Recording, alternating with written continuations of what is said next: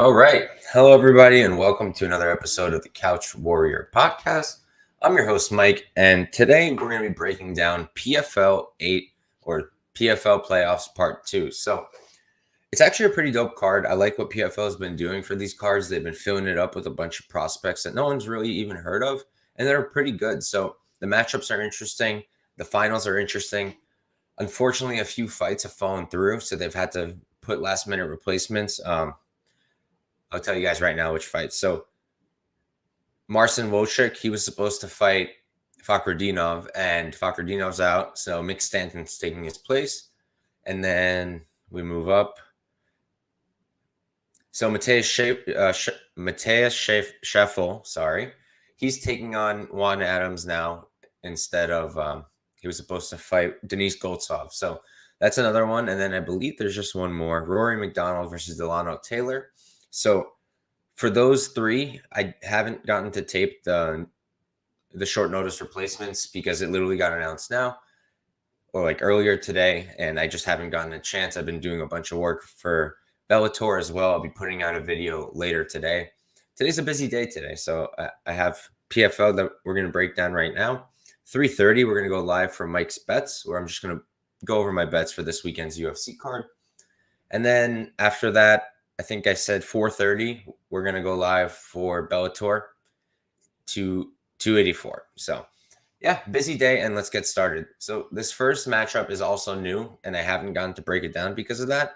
So we're going to have to do a little bit of wiki capping and a little bit of working off my memory. So for the first fight, we've got Chadwick versus, wow, that name, Przemyslaw Mysiala. I'm going to call him Mysiala for the rest of the show because that's a really difficult first name, and I don't want to butcher it. So Chadwick is 27, 16-1, 37 years old, 6 feet tall, 72-inch reach, and they've got him training out of Atherton Submission Wrestling. And then on the other side, for Mysiala, he's 24, 11-1, 39 years old. So neither of these guys are spring chickens. He's also 6 feet tall, 73-inch reach, and he's training out of London Shoot Fighters. So, like I said, I don't really know much about these two. I mean, I know Chadwick. I recognize him from Bellator. He fought not too long ago. He fought literally 3 months ago against Maciej Rozanski, and then he also fought before that in 2021, November. So, not November. Yeah, November. So, he's been more active, whereas Mysiala, you look at his record, let's see. 2021 was the last time he fought, and that was in August is 8th, June. So that was in June 2021. So he hasn't fought in a minute. And, I really don't like wiki capping, so I'm going to not spend too much time on this fight since I didn't get to tape it. But, yeah, I mean, I definitely give the edge to Chadwick just based off of the experience. He's fighting in a better promotion. Before Bellator, he was fighting in Cage Warriors. He's got a bunch of finishes on his record, whereas his losses aren't finishes. He's been knocked out the last time in 2016. So, yeah, I'm not going to wiki cap this right now any more than that. I don't like doing that. I think that Chadwick will probably win, but I got to tape it and see if there's anything to bet there. If you don't follow me already on Twitter, follow me at Couch Warrior Pod. That's where I post all my bets as soon as I make them.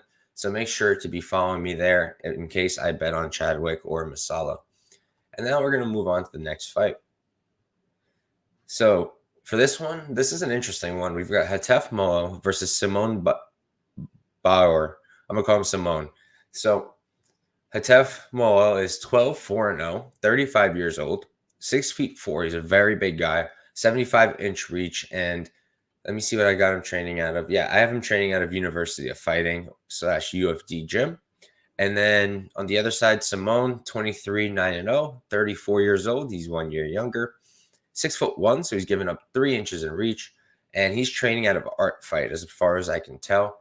So look, Moeil, he's a wrestler. That's what he sells out for. He's constantly looking to wrestle. He's big. He's strong. Once he gets you down, it's very difficult to get back up. And he just doesn't allow the fights to stay standing for long. And it's good because he's a bit hittable, right? His striking is decent, but pretty basic. Everything that he does with his hands or his legs is meant to close the distance and find that takedown. He's got eight KO wins, several of those being ground and pound, 3 KO losses. And then you look at his opponent, right? So I would say his opponent's striking is better here. It's pretty good for a heavyweight. He's got a good jab. He does throw a lot of hooks, which I think is going to allow Moeil to duck under and get those takedowns.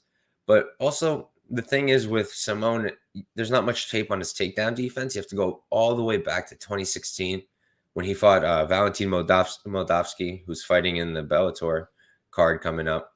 And yeah, once he got taken down, he couldn't get up at all. But I also think that Moldavsky is better than Moeil, so you got to keep that in mind. 4 sub wins for Szymon, 1 sub loss. But yeah, I think that if Moeil can't get him down, can't get Szymon down, I think this is Symon's fight to lose. He is the better striker. I wouldn't I'm pretty sure about that he's the better striker. I'd be surprised if it was the other way. And in the grappling, I easily give it to Moeil. So I do usually favor grapplers in this kind of situation. I do think Moeil probably just grapple F's Szymon, but not a fight I want to bet on at these kinds of odds, considering I think it could go either way, depending on who gets their game going. So I'll pull up the odds real quick. And so Moeil is minus 160 now, whereas Szymon is plus 140.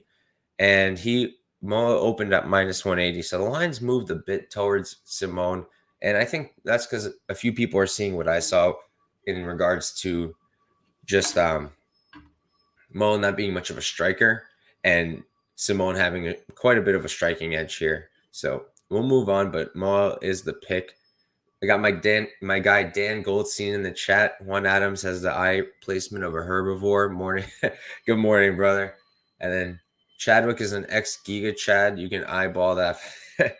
Thanks for tuning in, man. I appreciate it. But I'm going to talk about Juan Adams later. I low-key think he might have gotten himself a final spot, but we'll talk about that when we get there. So next up, we've got Chris Mixan versus Christian Stigenberg. Mixan, he's 3-0, undefeated as a pro, 6'1", and I've got him training out of high-altitude MMA. And then as an amateur, it's worth noting with guys who are this green, he's also 6-0 as an amateur. And then on the other side, you look at Stigenberg, 3-1-0 as a pro. We don't have heights or reach on Tapology. He does still train out of Soder's fight gym, but I did figure out his height. What I normally do if the height's not listed on Tapology is I'll watch one of their fights, see how they compare in size to their opponent, and then go look at what their opponent is. But sometimes on these regional fights, they'll have their height. It's just in centimeters or whatever, and you just have to convert it. So Stigenberg, he's 6'3", so he's going to have a 2-inch height advantage here. I don't know about the reach, but honestly, I'll start with this. I think that the dog is live in this fight. I think there's two prelim fights where the dog is quite where the odds are quite wide, and I think that the dog is still live. So we'll talk about this one. We got Mixan. He's a creative striker. He's got a good jab, but he's just all right. I don't think he does anything special. His striking defense isn't amazing. He's been hurt by some terrible guys on the regionals, like Cedric Johnson, who was 1-3-0 at the time, is now 1-6-0. He hurt Mixan big time, almost finished him. He's got 0 KO losses as Mixan, but it is worth noting that he did get knocked out in bare knuckle MMA in under a minute against, I'll pull up his opponent right now,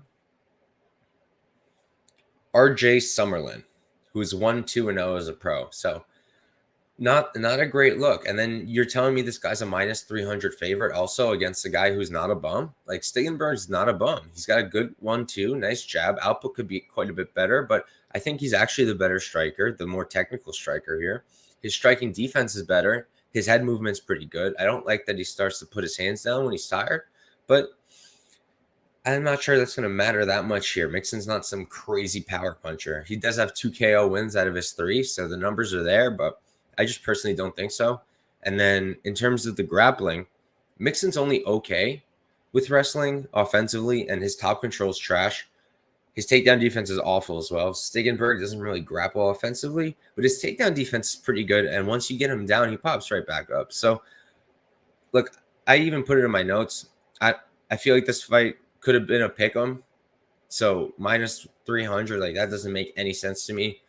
I'm going to be playing Stigenberg. I don't know for how much just yet. I'm going to let the lines keep moving. for PFL, normally by the time we get to the card, people start parlaying all the heavy favorites. So I wouldn't be surprised if we get Stigenberg at an even better price. He's at plus 255 now on DraftKings. He's plus 235 on BetOnline. The line is moving back towards him, but I think it'll go back the other way in a bit. So I do think Stigenberg is the side here, and that's such a big dog. You got to love it. So we'll move right along.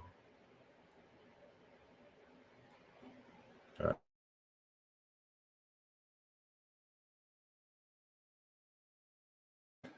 So this is one of those replacement fights where they had to find someone short notice, right?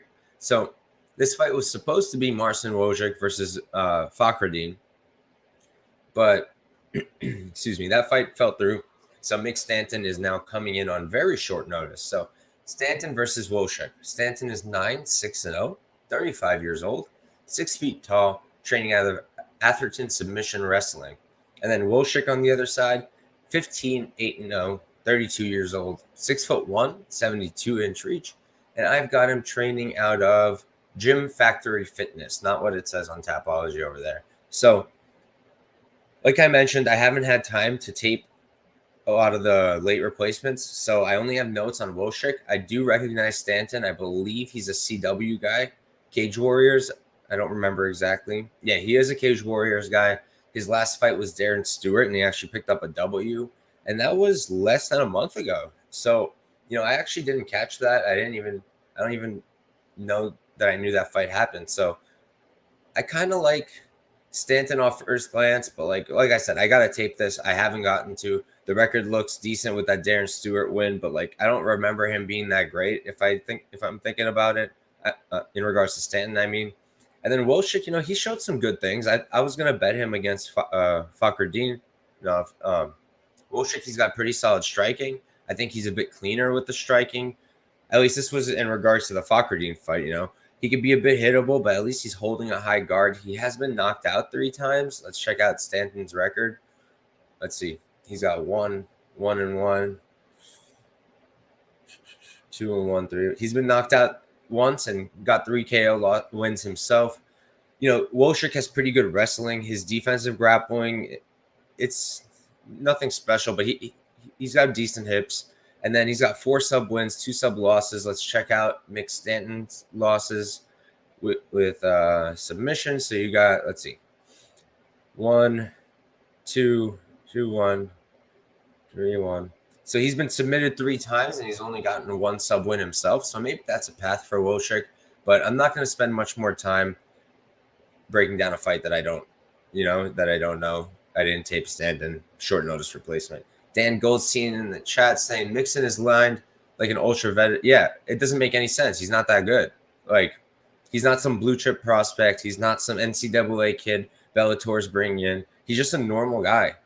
And he literally got murked in the bare knuckle MMA fight that he had against a guy who's like nothing, he's just a regional guy. So definitely not a good look. And I just like Stigenberg there. I would have bet him at a pick-em odds, so I'm going to bet him as a dog, no doubt. But yeah, we're going to move on from this fight because, like I said, I haven't gotten to tape any of the replacements really. So I got to go off memory. I do lean Wojcik here. I'm going to have to tape Stanton. I'm going to have to see what the odds open up at, but got another underdog here that I like. So for this fight, we've got Josh O'Connor versus Emran Sakhizaada. O'Connor is 1-0 as a pro, 23 years old, and I have him training out of CF24. And then Sakhizaada, 2-1-0, 5'8", and he's training out of Frontline Muay Thai. So I like Sakhizaada here, honestly, and he's a plus 250 underdog, minus 300 on O'Connor. And like again, I'm not sure why. O'Connor, I get it. He's pretty good. He's shown a lot of great things so far, but he's super green. 1-0 as a pro. We don't even have his pro tape to watch. It's not available, so you got to watch his amateur fights. He went 7-0 as an amateur, so I'm assuming that's probably what's baked into that line. And I think the other thing is that Sakhizaada hasn't fought since 2019. But then if you look at his Instagram, right, he seems like he's been active, seems like he's been in the gym training. He looks good. So while I'm guessing a few things, I'm doing some guesswork when I say that. I don't know. I just don't see it with O'Connor. His striking is just good. His wrestling is just good. He does have nice trips, but there was a lot I liked from Sakhizaada as well. His striking is great in my opinion. He's got a good 1-2, a nice straight right, and his throw that he got in his last fight was pretty clean. Crucifixed his opponent right away and finished them from on top with ground and pound. So there's very little information on this fight, and because of that, you can't really bet too much on it. But yeah, I like the dog here. I'll probably be playing him as well. I like Stigenberg a bit more because there's more information than there is on Sakhizaada. But yeah, I don't hate him as a dog shot. I don't want to bet O'Connor at minus 300, not even in like a big chalk parlay or anything like that. So Emran Sakhizaada is my pick, and we're going to move on. This one's one of the better prospect fights to put on this card. Here we've got Nate Kelly versus Ben Ellis. Nate Kelly's 5-2-0, 25 years old, 5'8", 71-inch reach, and he's training out of SBG, Ireland. On the other side, we've got Ben Ellis, 4-1-0. Let's see. We don't have an age on him, but he is young, I'm pretty sure. 5'8" as well, no reach, and I've got him training out of, pretty sure, Mad Academy is correct. So this one's really interesting because they're very similar fighters. And it's also interesting because check out the Tapology predictions. Tapology thinks 76% of the site or of predictors think that Kelly's going to win this fight. Meanwhile, who's the favorite? It's Ellis. Ellis is, let's check it out. Ellis is minus 190. You can get him at plus 65 for Nate Kelly. And, I think that is wide. I think that Ellis wins this fight, but I do think it's wide.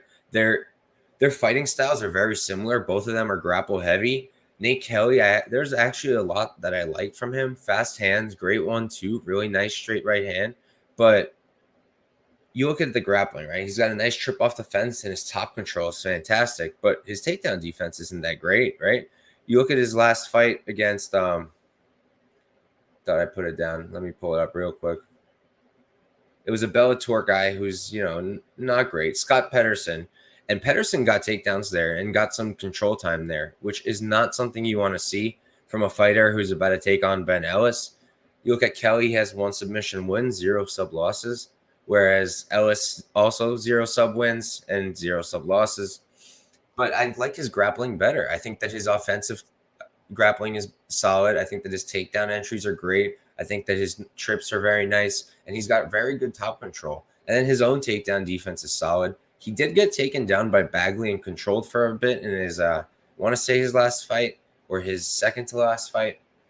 I don't remember exactly, but honestly, Bagley seems pretty good. So I like Ellis here. He has the better striking, in my opinion. He's more slick, tighter, great jab. He's very good in the pocket. I like the check hook. So, and he's got a great output. So I think it'll be a close fight. I do think that Kelly can win, and I don't hate the dog odds on him. But my pick is going to be Ellis. I think that he just edges Kelly out in every aspect. So Ellis will be my pick. I don't think I'm going to get to a play there. I did end up parlaying 2 other of the prospects that are going to be on the post limbs. And I was considering adding Ben Ellis to that, maybe doing a round robin with the 3 of them. I just haven't been able to get there because I do think it's going to be a very close fight. Like I said, they really match up very well. Dan Goldstein saying Kelly's the only person to ever beat Artem Lobov in a fight. But yeah, we'll move right along. I do like Ben Ellis to win that fight. I just think he's better. So we'll move on to the first fight for the semifinals on this card.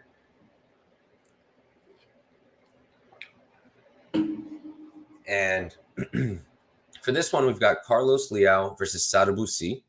Leal is 17-3-0, 5'11", 28 years old.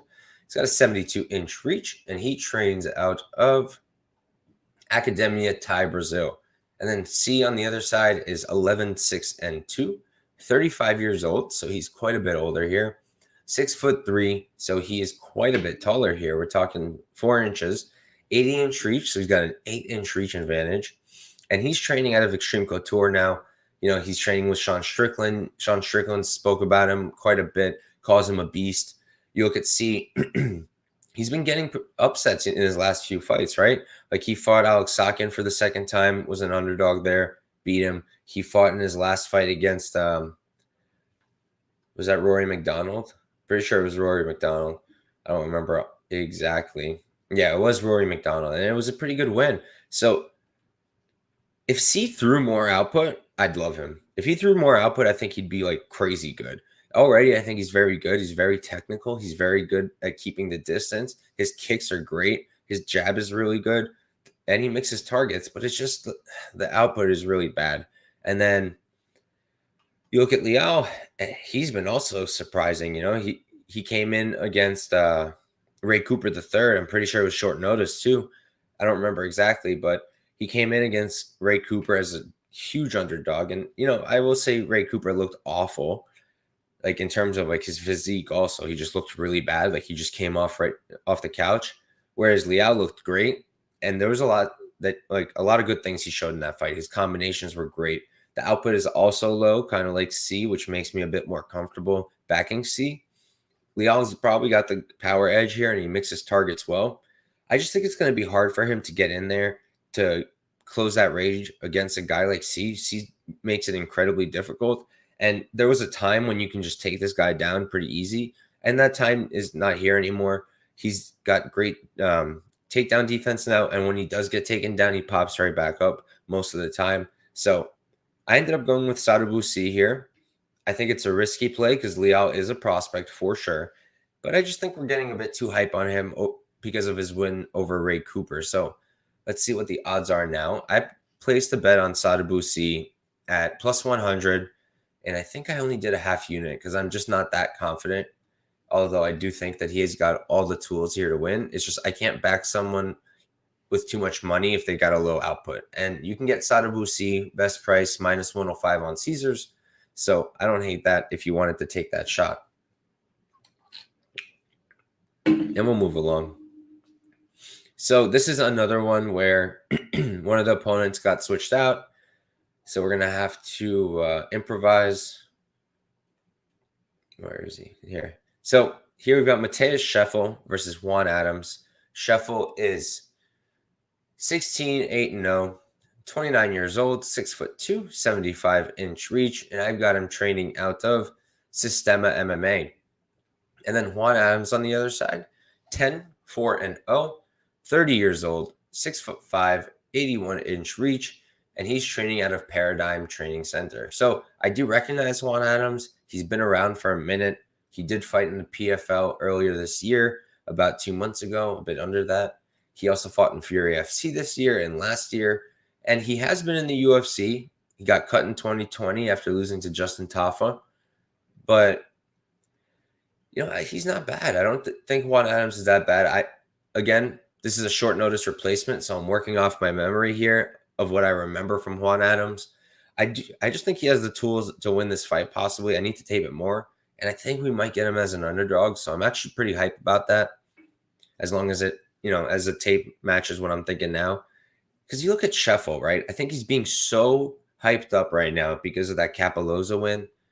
But me personally, I was never high on Capoloza.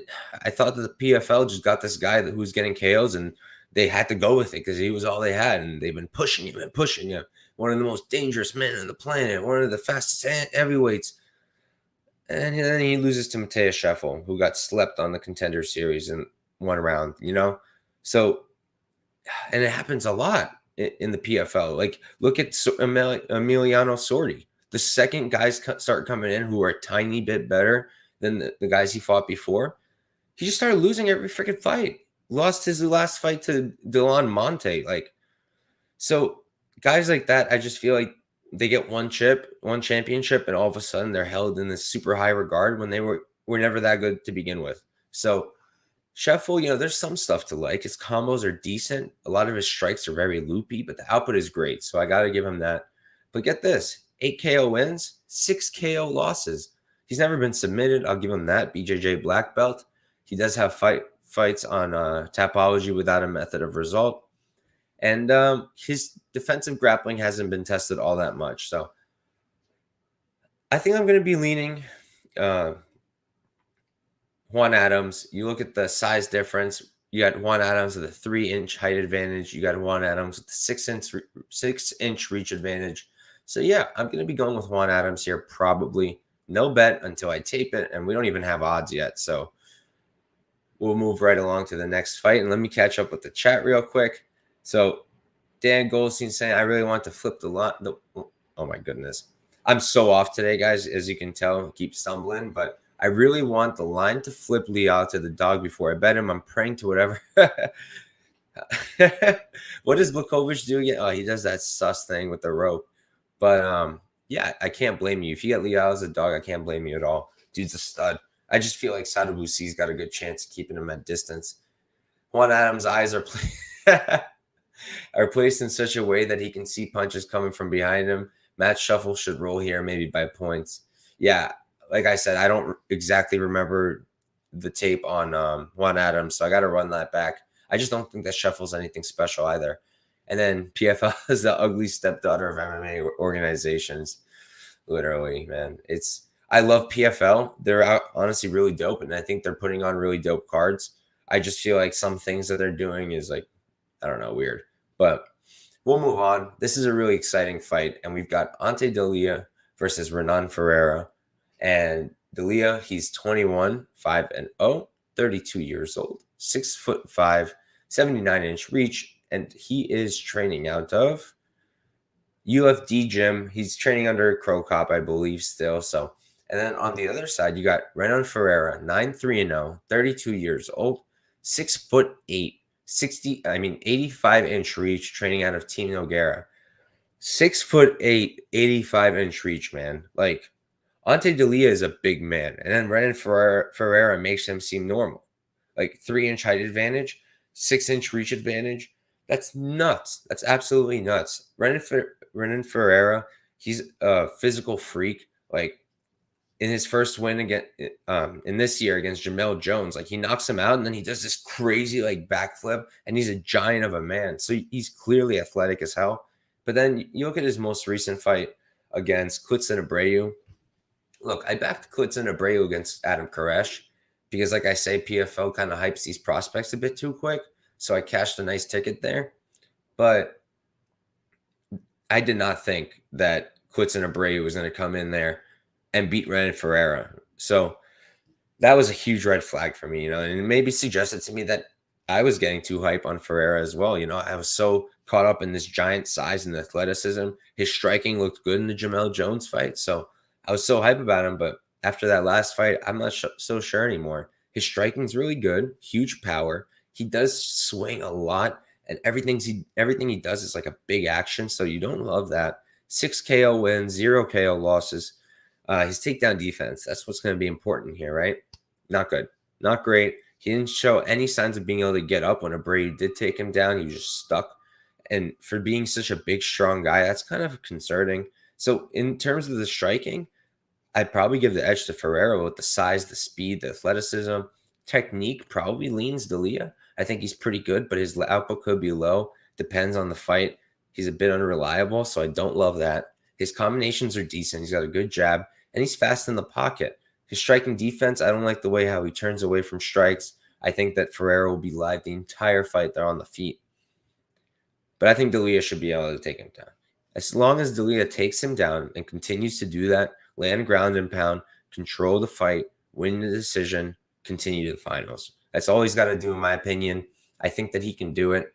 It's a scary bet to place because of the power and the athleticism of Ferreira, but I think it's a good spot. I ended up getting Ante Delija at plus 100 something, but now you can get him plus 105 is the best price. I believe that's close to what I got. I think I got either plus 100 or no, I got minus 110, I believe. So I bet 1.1 unit to win one, and you can get plus 105 now, which I like. I do think Delija can win this. He just has to wrestle, and it's not like I'm hoping for something he's never done. He has wrestled, right? I'm not just hoping for him to come in here and put on a singlet for the first time. He's already done that. So just worth mentioning.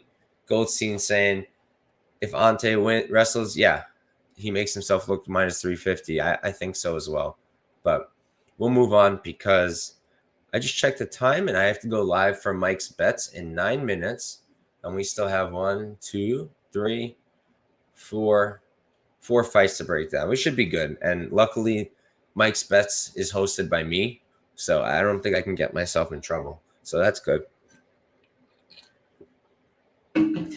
But yeah, this is another short notice one, so I'm not going to have much information for you guys. And I'll be completely honest, while Dilano Taylor sounds extremely familiar to me, and I see that he had a fight with Joao Zarafino and Magomed Karimov this season, I'm not familiar. I don't remember how he fights. So if anyone in the chat, if Dan Goldstein, my brother, if you know anything about him, please fill me in. I got to watch the tape. Otherwise, I'm not exactly high on Rory McDonald anymore. I don't think anybody is. Rory McDonald, 23-9-1. Dilano Taylor, 9-2-0. You look at Rory McDonald, 33 years old, 6 feet tall, 76-inch reach. And I know that he used to be training at Stanford MMA, but he's not there anymore. Now, based off of his Instagram, I'm seeing Roca/Archetype Boxing Club. So that's what we're going to go with. And then Dilano Taylor, 9-2-0, 25 years old, 6'3", 74-inch reach. So he's 3 inches taller, give it up 2 inches in reach. And I don't have a camp for him on here. And I honestly don't know. See if we can pull up his Instagram. Dilano Taylor Instagram. Okay. Dilano the Postman Taylor. Team Barwis. Okay, so he's doing a more local camp, I believe. This kind of looks like Sanford, but it's not. No, it is Sanford. I know my camp already, you see. So, looks like Dilano trains at Sanford. Dan Goldstein saying you might get in trouble with the boss. Yeah, Viking Mike might beat up Hat Mike. But, yeah, so I'm going to skip this fight at this point. I just don't have anything to give you guys for Dilano Taylor. I have to go watch the tape. I have a feeling that he's going to open as a dog, but I think I'm going to hit that if that happens. It looks like he's good, so I just have to double check that. And Rory McDonald just hasn't been looking himself anymore. You know, it just hasn't been looking great. He's a legend, absolute legend of the sport. We owe him so much for what he's given us, but so Dan is saying Dilano Taylor is quite good from what I've seen. He can strike if my memory is correct. I remember, I recognize him right away by the name. I just don't remember seeing him fight. I may have. I feel like he's a wrestler, but like I said, I don't remember. I have to run the tape. But all right, we got a few minutes. Let's run through these post limbs. We just got 3 of them. And this one I don't have a great read on, but I do have some information for you guys to go over. We've got Moktar Benkaci versus Francesco Nuzzi. Benkaci is 27-0, 29 years old, 5'7", and I've got him training out of Wolf Temple MMA / Jump Training Suite. Those are the 2 gyms he's been in on Instagram. And then oh my goodness, I mixed it up. That's Nuzzi. Benkaci's at London Shoot Boxers. I apologize. But Nuzzi, 9-1-0, 25 years old, this is important, but he's training out of Wolf Temple MMA Jump Training Suite. Okay, but here's what I wanted to talk about. He's not 5'3". He's not 5'3" at all. This is another one of those things where the height is just wrong, and I don't know why nobody fixes it. It makes no sense. And this is just like, this is a reverse Jairzinho Rosenstruck. This guy is like 5'7", maybe on a bad day. He's not 5'3". There's just no way. What I did was I pulled up like his opponents, and he's not 5'3". And then I pulled up an Instagram picture with Cowboy Cerrone, and like I posted this on Twitter. So if you guys haven't checked it out, check it out. But in that picture, he does not look 5'3". Like if he was 5'3", he'd be down to like here to Cerrone, and he wasn't. He was like up here. So Cerrone being 6'1", that suggests to me that he's probably like 5'7", 5'8". He is not 5'3". So that's super important because I don't like betting small guys. I don't like betting 5'3" guys, no matter how good they are. I think that size like that is a huge disadvantage. But he's not smaller. So I don't think I'm going to be betting this fight, but just wanted to let you guys know that in case you do. He's not 5'3". Don't worry about that. So in terms of actual skills, Nuzzi, his striking looks solid. The output could be better. He's fast and he's got good kicks. 3 KO wins, never been knocked out himself. So His takedown defense is not great, but I don't think he's going to have to worry about that here. Because his opponent, Benkaci, he's not really wrestling. And Nuzi, he does scramble really well. He's got 1 sub win, 0 sub losses. And then you look at Benkaci, his striking is decent. Output is also kind of low. And I like his combinations, and I do like his jab. He also has great knees in the clinch. 6 KO wins, 0 KO losses. But there's like 10 fights on his Tapology without a method of result. So it could be more, it could be less. Takedown defense looks really solid. And I think at the end of the day, it's going to be a really close fight. And I think the odds make sense. They're sitting at, let's see. So you can get Benkaci at plus 110. You can get Nuzi, best price you can get is minus 125 on DraftKings. And yeah, I lean Nuzi. I think that he probably has the better striking. And also his opponent, Benkaci, hasn't fought since 2020, which is not a great sign. So yeah, I like Nuzi, but I'm not going to be betting it. Not that much information on Benkaci, just not enough to work with. And honestly, not that much on Nuzi either to really develop a good read. So I like Nuzi. I think he should edge out a win here, but it's going to be close, and I've got no interest in putting my money there.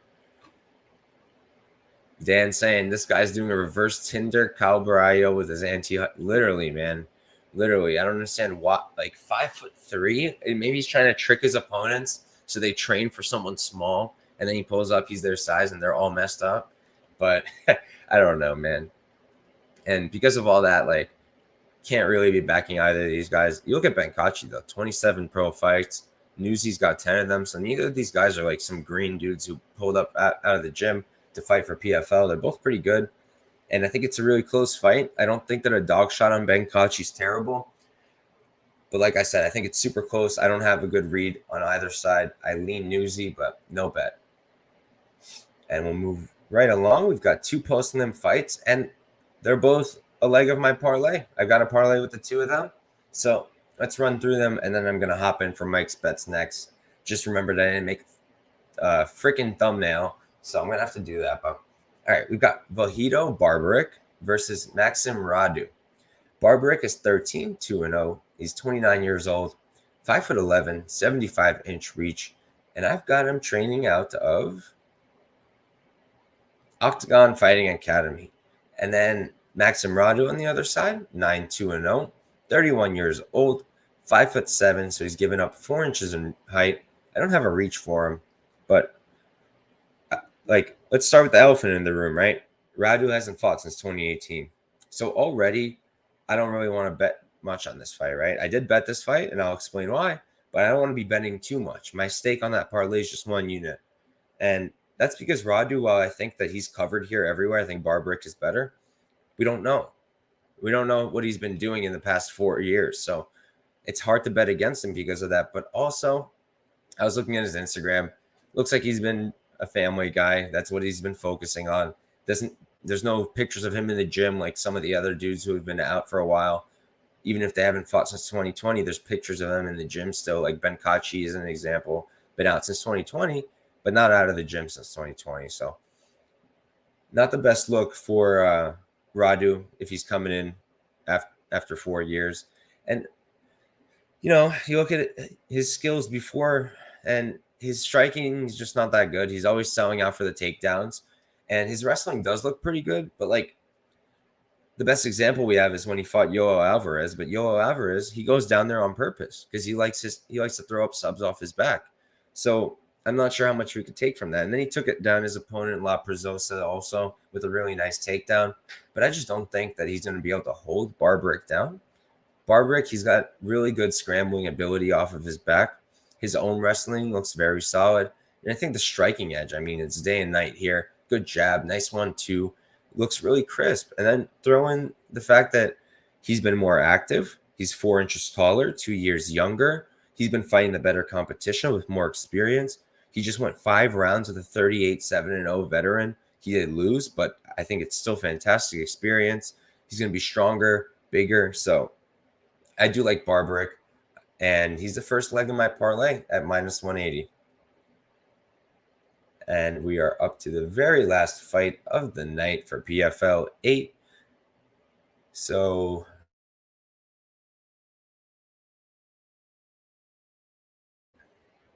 Quick water break. Was having a little bit of dry mouth, but all right. Here we've got Will Fleury versus Anthony Salomon. Will Fleury is 10-3-0, 33 years old, 6'3", 77-inch reach, and he does train out of SBG Ireland, which you don't love to see. But Salomon on the other side is 7-0, 27 years old, and I have him at 6 feet tall, so we're going to be going with that. I got it from one of his fights, so that would make him 3 inches shorter than Will Fleury. And this is just, it really comes down to, I just think that Will Fleury is better everywhere. Will Fleury is huge. He's jacked. He's very athletic. His striking is very solid. He went 5 rounds in his last fight, so his cardio holds up. It does look terrible as the fight goes on, but we're talking rounds 4 and 5. There's only going to be 3 rounds here. You look at Salomon, he's training out of MMA Masters right now. But his striking is just meat and potatoes. He does have a nice lateral drop. I just don't think he's going to be landing it here. So, and the other thing is the most recent tape we have for Salomon is 2019, at least that I have. And like I mentioned earlier, I don't love betting spots like that where one of the guys has been out for a minute, so I don't know how he's going to come back. But I just think the Fleury should still have him covered everywhere. The more active, athletic, younger, better fighter. So, oh, not younger. I'm sorry. He's actually older here by a decent margin, 6 years. But the more athletic, stronger, larger fighter. I'm going to go with Fleury. He's the second leg of my parlay. Those two combined came out to, let me pull it up for you guys.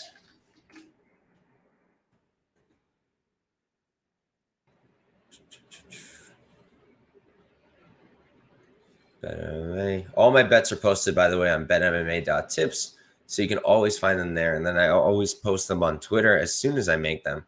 So, yeah, that parlay came out to plus 137, and I like it quite a bit. I think both of them have pretty significant advantages over their opponents. So that's what we're going to go. That's what we're going to go with, that parlay. And then the other picks I have for that night, let me pull them up. Only a few plays. We've got Ante Delija at minus 110 for 1.1 unit. Sadibou minus 105 for 0.55 units, and then parlayed Fleury and Barbaric plus 137 for 1 unit. And that's it. Thank you guys for tuning in. Good luck this weekend. Let's go after those bookies. And yeah, see you at Mike's Bets and then the Bellator card if you guys are going to still be around. So peace.